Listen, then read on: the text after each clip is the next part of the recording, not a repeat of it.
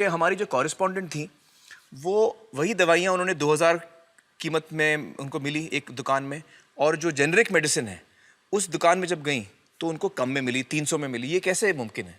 ठीक इसी समय प्रतिक्षण प्रतिपल एक ट्रेजेडी हमारे चारों ओर घट रही है। अर्थक्वेक की या कोई सुनामी की बात करें, उसमें जितने लोगों की जानें एक दिन में जाती हैं उससे ज़्यादा जानें प्रतिदिन इस ट्रेजेडी की वजह से जाती है। जी, वो क्या ट्रेजेडी है? वो ट्रेजेडी ये है साहब कि जो दवाइयों की जो वास्तविक कीमत है वो तो बहुत ही कम है, पर जो दवाइयाँ हम जब बाजार से खरीद के लाते हैं तो हमें वो 5 गुना, 10 गुना, 20 गुना, कई बार तो 50 गुना से भी ज़्यादा दामों पे हम उसको खरीदते हैं।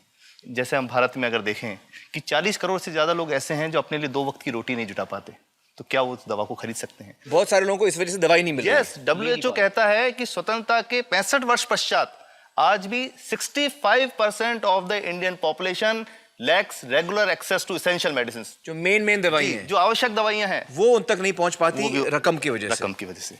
मुझे बताइए कि ये जो जेनेरिक मेडिसिन जो हम कहते हैं, अभी ये अंग्रेजी का शब्द है, इसको हिंदी में कैसे समझाएं? मैं आपको बहुत सरल भाषा में बताता हूँ। हाँ। तो ये जेनेरिक नाम जो दवा का जो मूल सॉल्ट है, जो इसके अंदर जो दवा है उसका नाम है, केमिकल नाम, उसका केमिकल नाम है। अब जैसे और उदाहरण अगर सरल करके बताएं इसको, तो जैसे ये लड़की दुबली पतली सी नजर आती है, तो मैं अगर डॉक्टर हूँ हाँ। तो मैं इसको ये कहूँ 1 गिलास दूध सुबह 1 गिलास शाम को पिया कर। पर चिकित्सा के व्यवसाय में दुर्भाग्य से हमारे देश में ऐसा नहीं हो रहा। हम ये नहीं कहते कि आप भैंस का दूध लेके आइए, हम कहते हैं कि वो रामू की भैंस का दूध लेके आना। यही ब्रांडिंग है। ये जब उसकी दुकान पे जाती है वो कहता है 500 रुपए लीटर है, लेना है कि नहीं लेना। तो जो 30 रुपए की चीज़ है वो 500 रुपए में मिलती है। तो अगर मैं डायबिटीज़ की दवा ले रहा हूँ और अगर मैं ब्रांडेड दवा लेता हूँ तो मुझे कितने की पड़ेगी? जैसे एक 117 रुपए में भी है, 117 रुपए में मिलती है। और अगर वही चीज़ हम उसके जेनेरिक मेडिसिन के नाम से लें तो वो कितने की बनती है?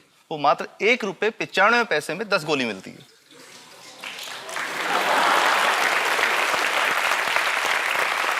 और दोनों गोलियों में कोई फर्क नहीं है किसी किस्म का? 100% समान, क्योंकि इसकी उत्पादन लागत ही इतनी है। उसका manufacturing, packaging, transport, retail margin, जो उसके मार्जिन जो हैं, जो हमारे ज्यादा वो सब मिला करके उतने की ही पड़ती है।